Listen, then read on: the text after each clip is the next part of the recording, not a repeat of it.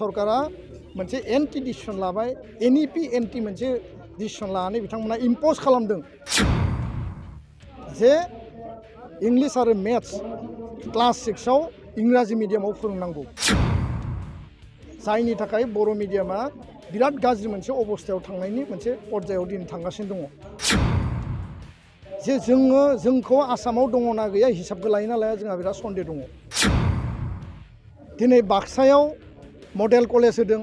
राङापारायाव model college होदों किन्तु बिथांमोना बैयाव एसामिस डिपार्टमेन्ट आरो साबजेक्टखौल' लाखिबाय बर'खौ लाखियाखै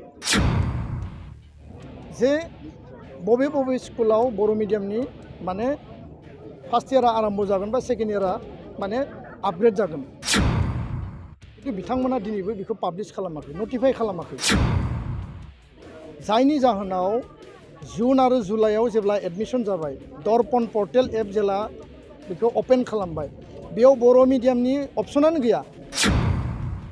गोबाङा बर' मिडियामाव फरायनो गोसो किन्तु एप्लाइ खालामनो हायाखै बेनि थाखाय जेब्ला जोङो आपत्ति खालामबाय अब्ला बिसोरो बर'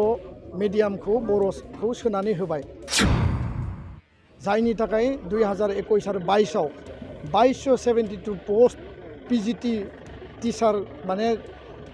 एडभार्टाइज ओंखारनायनि उनाव सासेबो बर' मानसि बेयाव एपइन्टमेन्ट मोनाखै बेनि थाखाय जोंखौ बन्सित खालामदों गिबि मन्थ्रि आरो सोलोंथाइ मन्थ्रिया जोंनो प्रतिश्रुति होदोंमोन बर' मिडियामनि हायार सेकेन्डारि आपग्रेड खालामनानै 300-400 पोस्ट क्रिएट खालामगोन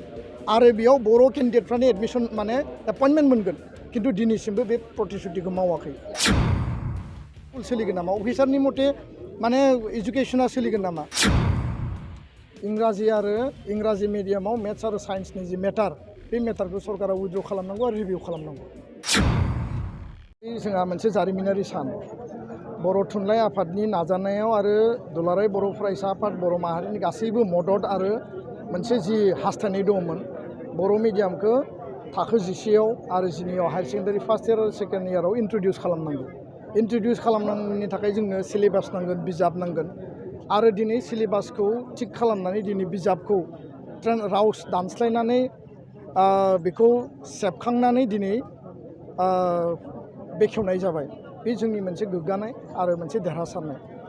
दा बिनि थाखाय आङो बर' थुनलाइ आफादनि गासै टीमखौ आङो साबायखर बावदों आसाम हायार सेकेन्डारि काउन्सिलनि चेयारमेन सेक्रेटारि गासैखौबो साबायखर बावदों लोगोसेनो आसाम सरकारखौबो आङो धन्यबाद होदों किन्तु गुबै बाथ्राया जाहैबाय जे जोङो गोलाव समनिफ्राय आसामनि सोलोंथाइ मन्थ्रि आसामनि सेकेन्डारि इडुकेसननि डाइरेक्टर बिथांमोनजों जों सावरायबाय थादों जे बबे स्कुलाव बर' मिडियामनि माने फार्स्ट इयारा आरम्भ जागोन बा सेकेन्ड इयारा माने आपग्रेड जागोन दा बे बाथ्राखौ लानानै आसामनि रायजो बेंगिरि बिथाङा नटिफिकेसन दिहुनदों जे आसामाव हायार सेकेन्डारि 11 आरो 12 खौ इन्ट्रडिउस खालामनाय जासिगोन किन्तु जों जि दाबि होदोंमोन जे 50टा स्कुल बा 100टा स्कुलाव बर' मिडियामखौ आरम्भ खालामगोन किन्तु बिथांमोना दिनैबो बेखौ पाब्लिश खालामाखै नटिफाइ खालामाखै जायनि जाहोनाव जुन आरो जुलाइआव जेब्ला एडमिशन जाबाय दर्पण पर्टेल एप जेला बेखौ ओपन खालामबाय बेयाव बर' मिडियामनि अपसनानो गैया गोबाङा बर' मिडियामाव फरायनो गोसो किन्तु एप्लाइ खालामनो हायाखै बेनि थाखाय जेब्ला जोङो आपत्ति खालामबाय अब्ला बिसोरो बर' मिडियामखौ बर'खौ सोनानै होबाय किन्तु दिनै आगष्टनि 2 तारिख क्लासा अलरेडि आरम्भ जाबाय बिजाबा ओंखारबाय किन्तु सोर गथ'फोरा बिजाबखौ लानानै फरायगोन बबे हायार सेकेन्डारियाव फरायगोन बबे हायार सेकेन्डारियाव बर'खौ आरम्भ खालामनाय जागोन जायफोरा गोसो दङमोन बिसोरो कनक्रिट स्कुलनि नामखौ मोनैनि थाखाय जाय जेराव हायो बेयाव बिसोरो एडमिशन लाबाय दा बेखौ लानानै जोङो सरकारखौ बुंदों जे गोख्रैनो 50टा स्कुल जि सोलोंथाइ मन्थ्रिया एबसु आरो साहित्य सभाजों रायलायनायाव जोंखौ कमिटमेन्ट होदोंमोन बे स्कुलनि नटिफिकेसनखौ फोसावनांगौ आरो बे स्कुलफोराव टिचार एपइन्टमेन्ट पिजिटि टिचार एपइन्टमेन्ट टेट एपइन्टमेन्ट बा जि लेभेलनि एपइन्टमेन्ट होनांगौ होनायनि गेजेरजों इनफ्रास्ट्राक्चार डेभेलपमेन्ट खालामनानै बर' मिडियामखौ मोजाङै सालायनांगौ नङाब्ला एसामिस मिडियाम स्कुल बर' मिडियाम स्कुल बेयाव बबे स्कुलाव सोर फरायगोन बिनि थाखाय मोनसे आख' फाख'आव गोलैगोन जायनि थाखाय 2021 आरो 22 आव 2272 पोस्ट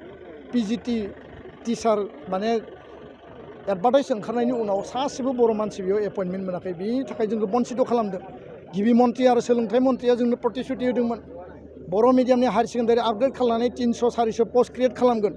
आरो बेयाव बर' केन्डिडेटफ्रानो एडमिशन माने एपइन्टमेन्ट मोनगोन खिन्थु दिनैसिमबो बे प्रतिश्रुतिखौ मावाखै गुबुन मोनसे बाथ्राया जाहैबाय जे ओम प्रकाश होननाय सासे अफिसारा आसामनि गासै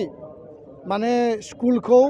GIS आरो GPS मेपिंनि गेजेरजों 1:30 जेराव दङ बे स्कुलाल' थांना थागोन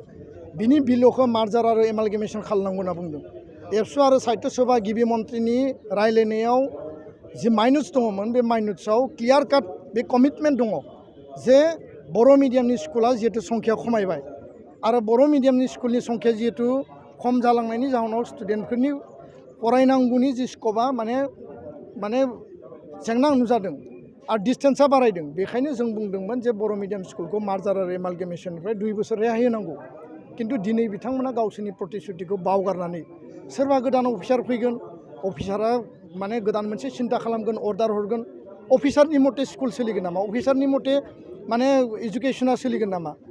अफिसारा रायजो राजानि दल संगठननि हप्स एन्ड एसपिरेसन मिडियामनि थांना थानायनि जातीय अस्तित्वनि थांना थानाय थामोनथा रैखाथिनि बाथ्राखौ नोजोर होनांगोन बे बिथांमोननि पुतला नङा जे जेरै गोसो ओरैनो खालामफैगोन जेरै गोसो ओरैनो अर्डार होफैगोन बे बाथ्राखौ जों मालाबाबो हजम खालामनो हायाखै बेखायनो बे बाथ्राखौ उथायना लानांगौ सरकारनि माखासे नितिया जोंनि फेभाराव जायो बिनि थाखाय जों वेलकाम खालामगोन माखासे नितिया जोंनि एन्टि जायो माखासे पलिसिया एन्टि बेखौ जों मालाबाबो वेलकाम खालामा आरो जायनि थाखाय NEP आ बुंदों नेशनेल एजुकेशन पलिसिया बुंदों जे मादार टांनि सायाव इम्पर्टेन्स होनांगौ मादार टांआव बांसिन जोङो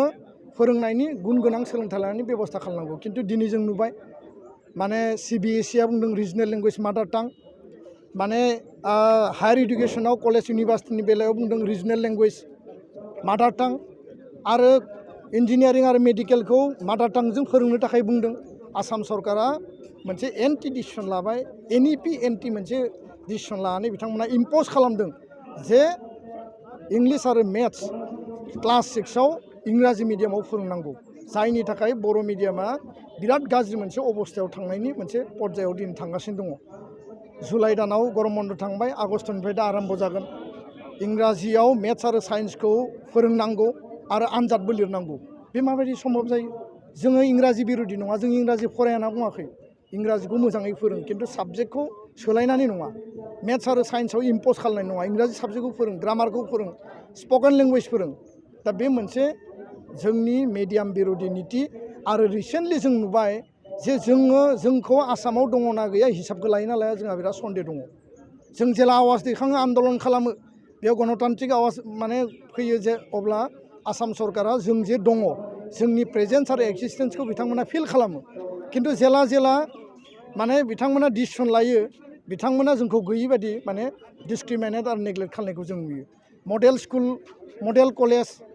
मडेल स्कुल नङा मडेल कलेज सारा आसामाव गायसनदों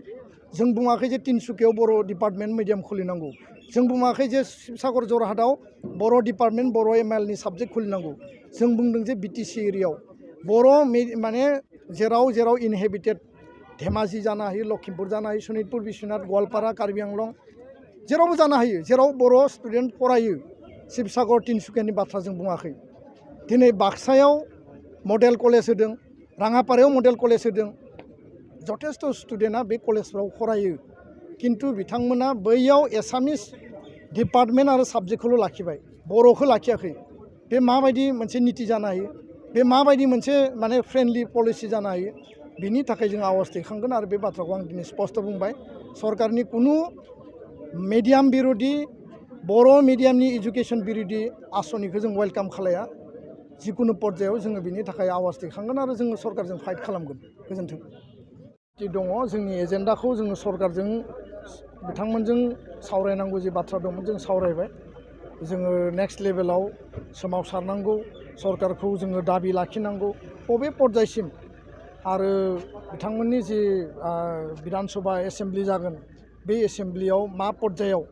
बर' MLA गोबां दङ बिथांमोनाबो बे बाथ्रानि सायाव अलरेडि प्लेस खालामखांबाय बेखौ लानानै जोङो प्रेसार होगोन आरो जुदि प्रेसाराव बिथांमोना मानियाबा जोङो जोंनि स्टेन्डआव कुनु कारनाव कम्प्रमाइज खालामनायाव गैया सरकारा गोबां माखासे पलिसिनि बाथ्रा बुंदों खिन्थु जों स्ट्रेट फरवार्ड जे इंराजि मिडियामाव मेथ्स आरो साइन्सनि जि मेटार बे मेटारखौ सरकारा उइथड्र खालामनांगौ आरो रिभिउ खालामनांगौ सेबानो बिथांमोना मोननै मोनथाम नीति लादों मोनसेया जाबाय जे आसाम सरकारानो मडेल स्कुल खालामनानै बेखौ पियरलि इंराजि मिडियामाव फोरोंगोन मडेल स्कुल खालामदों खिन्थु बेयाव टिचार एपइन्टमेन्ट होआखै आरो बे मडेल स्कुलाव बर' मिडियामनि एसामिस मिडियामनि थाखानाय टिचार जि स्कुलाव मोजाङै क्लास जादोंमोन मोजां रिजाल्ट जादोंमोन बै टिचारफोरखौ लांनानै गन्डगल खालामहैदों दिनै खारन थाखानाय स्कुलाबो हेम्पार जादों आरो गोदान स्कुलाबो माने बिनि सायाव हेम्पार जादों दा बेखायनो MLA फोरनि समस्तिनि आन्दाराव मडेल स्कुल खुलिनाय जिल्ला भित्तियाव मडेल स्कुल खालामनाय आरो माबा माबि खालामनाय बे नीतिफोरा बिसोरनि एक्सपेरिमेन्टेल नीति बेयाव खुनु फुल प्रुफ माने माबा गैया बिथांमोना बुंनो नागिरो जे दिनै माने इंराजि मिडियामाव फोरोंग्राबो माने गोबां गार्जेन दङ मानो बन्सित खालामनो जोङो खुनु इंराजि मिडियाम बा मिडियाम बिर'धि नङा जों बुंदों जे बिमानि रावाव नेशनेल एजुकेशन पलिसिया जिखौ बुंदों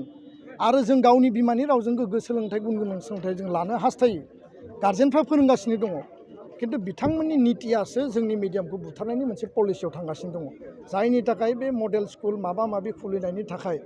दिनै जोंनि थाखानाय स्कुलफ्रा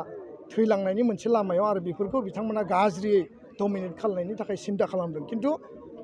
बर' मिडियामनि गुन गोनां सोलोंथाइ लाबोनाय मिडियामनि एक्जिस्टेन्सनि सायाव जों कमप्रमाइज खालामा आरो रावबो गार्जेना बेखौ लानानै गावबा गावनि गथ'खौ मोनसे माने गिखांनाय बा सानखांनाय बेबायदि माने जानो गोनां बा साननो गोनां जेबो बाथ्रा गैया गावनि बिमानि रावजों फरायनानै दिनै गुन गोनां सोलोंथाइ लानायनि सारा भारतनि स्टेटफोराव best of the best example दङ आरो बेबायदिनो सोलोंथाइयाबो सोलिगासिनो दङ बे बाथ्राखौ आं स्पष्ट बुंबाय